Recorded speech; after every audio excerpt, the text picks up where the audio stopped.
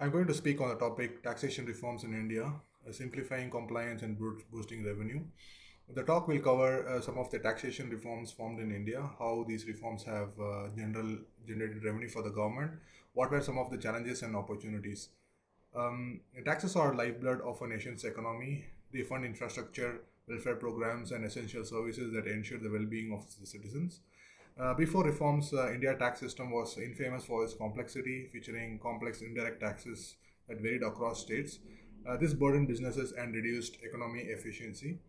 The tax to GDP ratio in India hovered around 10.5% in the 2010, which was much lower than many developed nations. This reflected the need for major tax reforms to increase revenues and streamline compliance. The first reform came in the form of Goods and Service Tax (GST). GST was launched on July 1st, 2017. It was one of the most significant indirect tax forms in India since independence. It unified the tax structure, replacing numerous centralized and state taxes like VAT, excise duty, and service tax. GST was nothing but a simplification. It created a one nation, one tax framework, eliminating cascading taxes and reducing the cost of goods and services. Before GST, tax rates could cumulatively exceed 30% of some for some goods. Now, with standardized rates ranging from 0 to 28%, it has reduced the overall burden on consumers and businesses. We could see its impact from 2021-2022, where the GST collection surpassed 1.3 lakh crore per month on average, compared to earlier levels of tax collection from indirect taxes. This increased this increase reflects better compliance and broader participation. With respect to the social and political context, the implementation of GST saw nationwide debates, with some sectors protesting the initial challenges of multiple tax slabs and complex filing processes. Over time, the government adjusted, reducing the burden on MSMEs and lowering tax rates on essential items. The second reform was in the form of digitalization of tax processes. First, the e-filing. The government of India pushed towards digital platforms in tax domain, made filing taxes more transparent and efficient. As of 2022, over 90% of tax returns are filed online. The Income Tax Department e-filing portal ensures easy filing, real-time tracking of refunds, and reduced errors. Second, in terms of the GSTN, Goods and Service Tax Network, GST's backbone is the digital GSTN portal, which processes millions of returns monthly.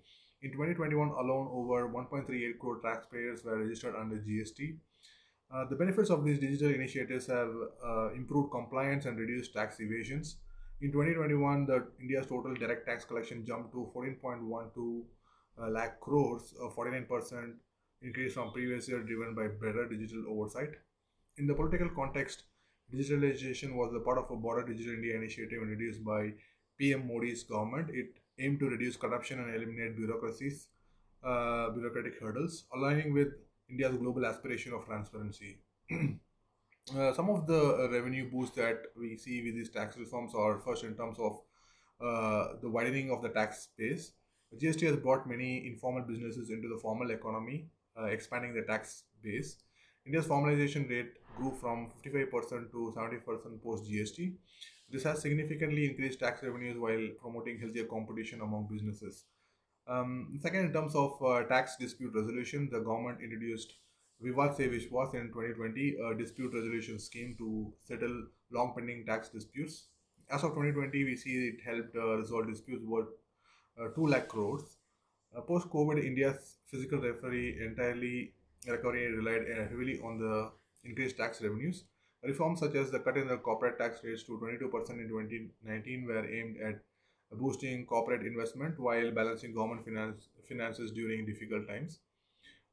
We could also see some challenges and opportunities with these tax reforms. Despite the simplification in GST, smaller businesses, especially in rural areas, still struggle with the cost of compliance. According to a survey done by FICCI in 2020, 57% of MSMEs found the compliance burden of GST challenging. However, the introduction of QRMP, the quarterly return and monthly payment scheme, it has eased this to some extent. There is also a scope for further reforms. GST has multiple slabs which business argue should be rationalized into fewer rates. Additionally, sectors like real estate and petroleum products are still outside the GST regime, which could be brought inside to boost the revenue and reduce ambiguity. And in terms of opportunities for growth, India's current tax reforms, coupled with the expanding economy, provide an opportunity to further simplify compliance by integrating more sectors under GST and continuing the digital push. India can aim to reach a tax to GDP ratio of 20% by 2030. To conclude, India's taxation reforms, whether in the form of GST or the move towards digitalization, represents a paradigm shift in how the government collects revenue and how business comply with the tax obligations. Simplifying compliance not only boosts revenue but also enhances the ease of doing businesses. India ranks in the World Bank's Doing Business Index, improved from 130 in 2016 to 63 in 2020 due in part to tax reforms. As India continues to grow, future tax reforms and digital innovations will be key drivers of economic growth, transparency, and sustained development.